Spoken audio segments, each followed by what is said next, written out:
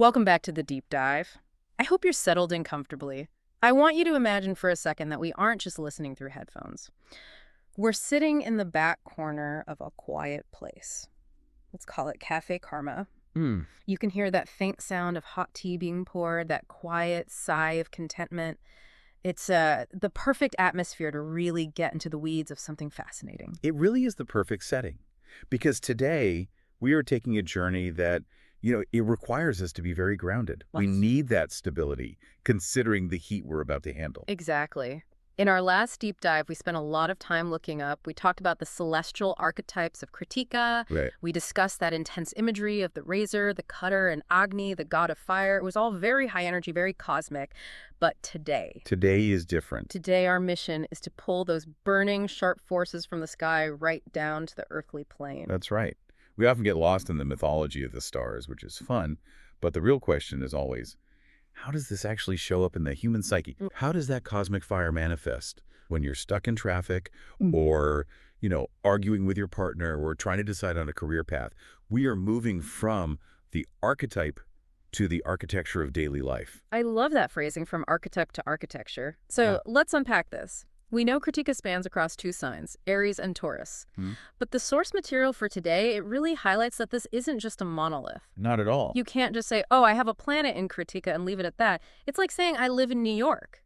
Are we talking a Manhattan penthouse or a basement in Queens? Precisely. It's much more nuanced. Yeah. In Vedic astrology, every nakshatra is divided into 4 quarters, which we call padas. Padas, okay.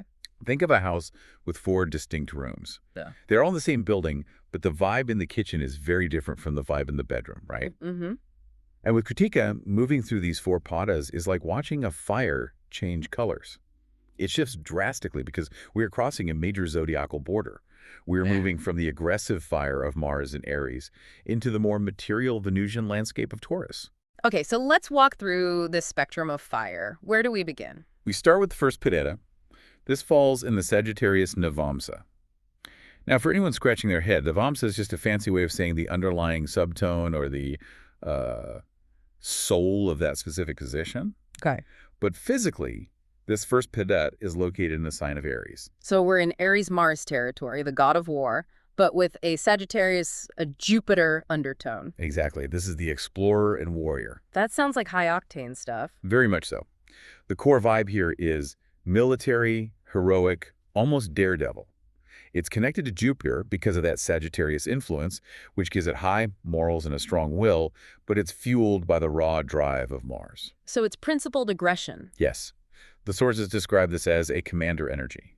It's hard, it's principled, and it cuts through obstacles without hesitation. It's the person who runs into the burning building while everyone else is running out. So if you have planets here, you aren't just sitting around thinking about the fire. You are the fire. You're leading the charge. But then we cross a border, don't we? We do. And this is the biggest shift in the whole star system. We move into the second Peta. Now, we have physically crossed into the sign of Taurus. So we've left the Mars-ruled war zone and entered Venus-ruled luxury. Correct. And this second Peta falls in the Capricorn Navamsa. This is a massive shift. This is where the moon is considered exalted. For the listeners who might be new to that term, exalted basically means the planet is functioning at its absolute peak performance, right? Like an athlete on a good day. Exactly. It's the sweet spot. Here, the vibe shifts from the warrior to the materializer. This is where the energy of Krittika tries to organize material resources to create a nurturing environment. It's often called the mother aspect of the star. Wait, that seems like a direct contradiction to the razor imagery we talked about. A razor isn't exactly cuddly or maternal. I know. I don't usually associate sharp blades with good parenting. It is a paradox, but think of it this way. Fire doesn't just burn down forests. Fire cooks food. Fire warms the hearth. In the second Pada, spirituality is expressed through matter. It's not about fighting a war. It's about ensuring there is enough food on the table and the house is standing strong. It's nurturing, but it's still fierce. Ah, so like the mama bear energy. That's it, exactly. You don't mess with their cubs. I see. So it's the fierce protector rather than the attacking soldier. That makes sense. What happens in the third Pada? The third Pada is in the Aquarius Navamsa, still within Taurus. This is fascinating because it blends the earthy stability of Taurus with the, futuristic scientific gaze of Aquarius. The sources describe this as the university of the zodiac. The University of the Zodiac. I love that title. It sounds prestigious. It fits perfectly. It's where ancient knowledge meets future vision. It's humanitarian and intellectual. You have the altruist and the learner here. So they're building something bigger? Right. They aren't just building a house like in the second pada. They're trying to build a better society. It's a mix of that fixed earth quality and the airy electric quality of Aquarius. They are the ones writing the policy papers or designing sustainable cities. So less about my home and more about our world. And finally, the fourth pada. The fourth pada falls in the Pisces Navamsa. This brings a surprising softness to Krittika. Pisces. So emotional, sensitive. Very. So here, that sharp razor energy manifests as sensitivity on the material plane. It promotes group work, benevolence, and emotional depth. It's the softest interaction you'll get with this star. So to recap this journey, we go from the daredevil commander in Aries, cross the border to the nurturing mother in Taurus, then the intellectual humanitarian, and finally the sensitive collective worker. That's the path. That is a huge range for one star system. It is. And that's why general horoscopes often fail to capture the nuance. You can't just say Krittika is sharp. You have to ask where. Speaking of planets, let's get into the horoscope proper. What happens when specific players get on the field?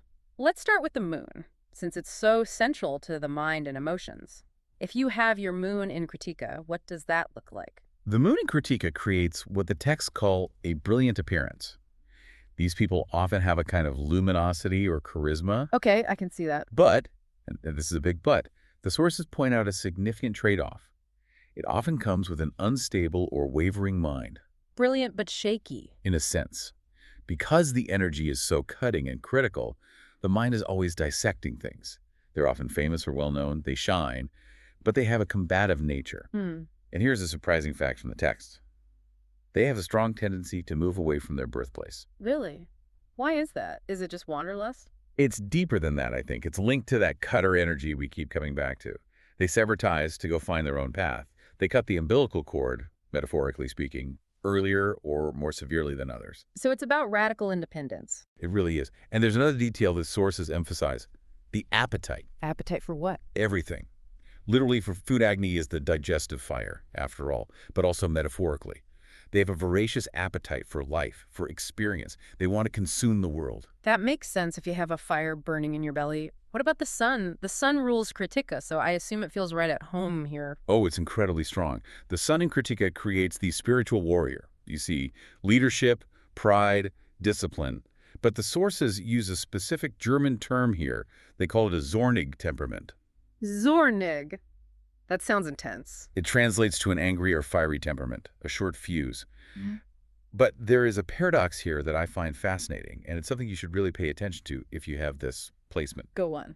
The sun in Krittika gives the ability to lead masses, to be a king or a CEO, but these people possess a deep, almost desperate need for solitude and seclusion. That seems counterintuitive. You'd think a leader would want to be in the spotlight 24/7. Not a Krittika leader. Think of the solitary general in his tent, or the monk on the mountain who advises kings. They need to pull back to recharge that solar battery. If they're always on, they burn out. Or worse, they burn everyone around them.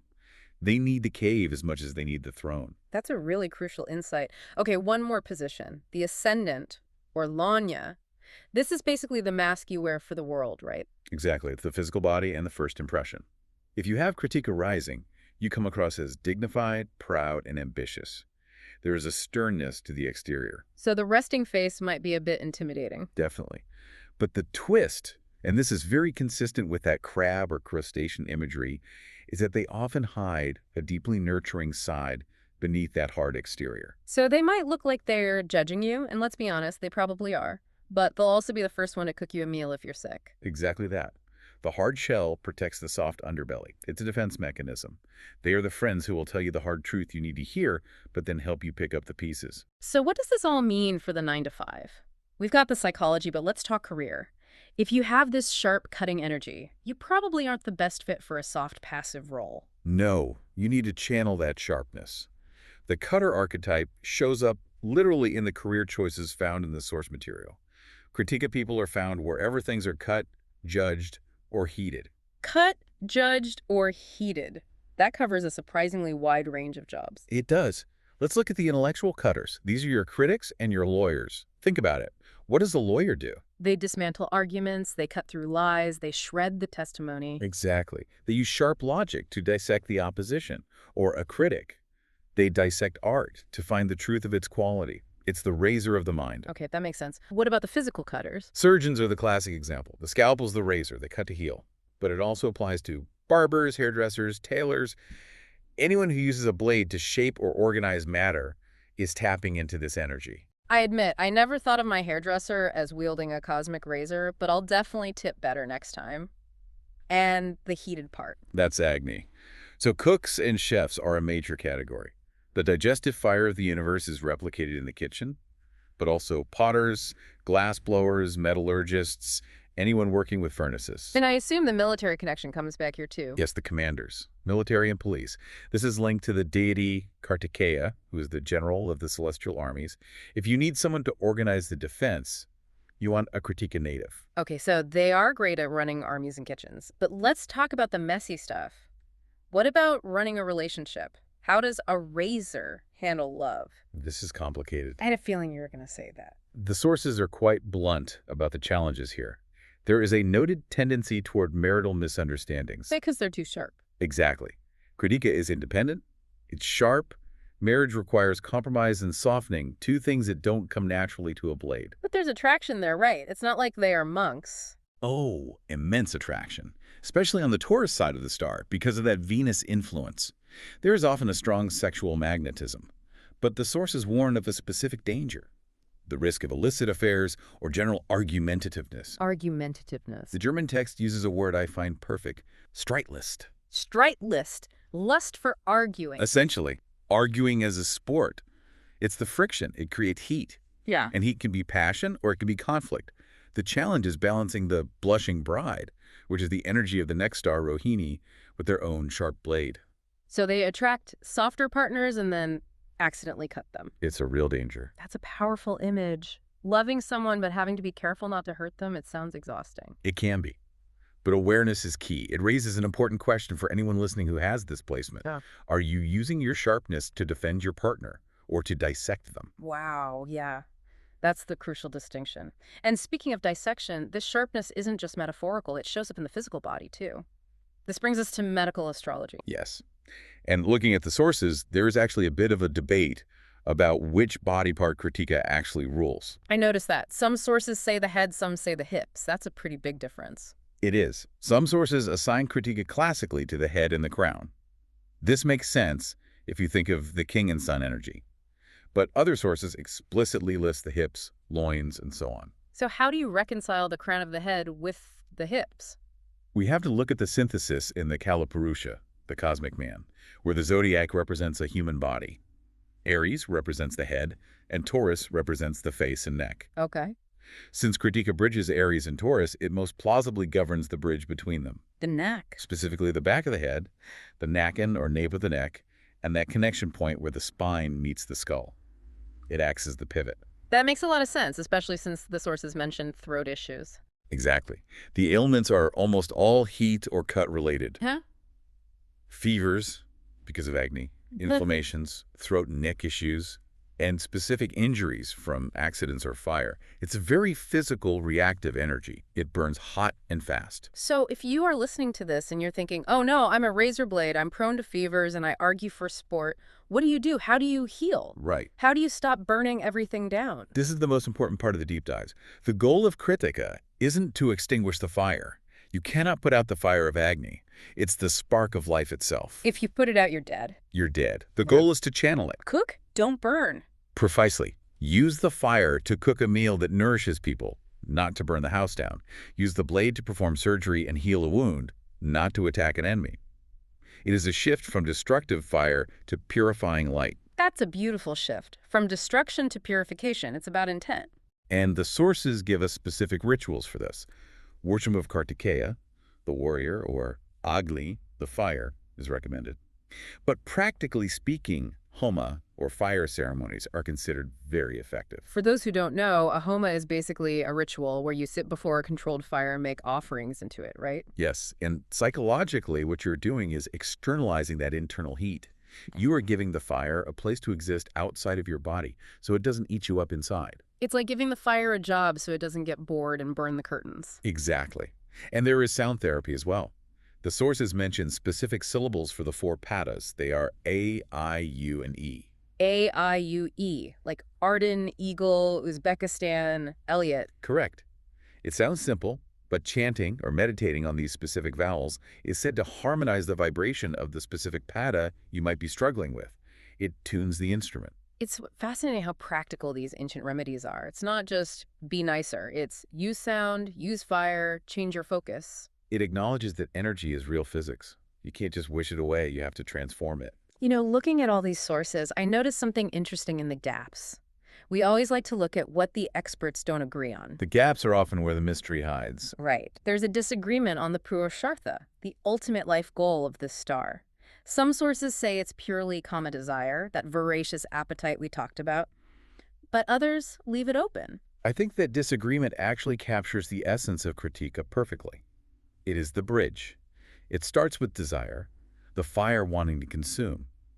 But through the burning, through the purification, it becomes light. It ends in truth. So it's a journey. It's the necessary sharpness that separates truth from illusion. You start by wanting the world and you end by seeing through it. That is a profound journey for one star. It is the journey of the spiritual warrior. It's not an easy path. It's hot, it's sharp, and it's often lonely. But it is essential. Without Krittika, there is no digestion of experience, no clarity, no civilization. We'd just be raw potential without the fire to cook us. So as we wrap up this deep dive into the earthly plane of Krittika, I want to leave you, the listener, with a thought. We've talked about razors, fire, cooking, and arguing. We have indeed. Think about where this energy shows up in your own life right now. Where are you using your fire? Are you burning bridges? Are you cutting people off? Or are you cooking a feast for those you love? Are you using your sword to wound or to cut through the lies that are holding you back? That is the question. The fire is neutral. What you do with it is up to you. On that note, go find something to cook, or maybe just light a candle and stare at it for a while. We'll see you in the next deep dive. Until then.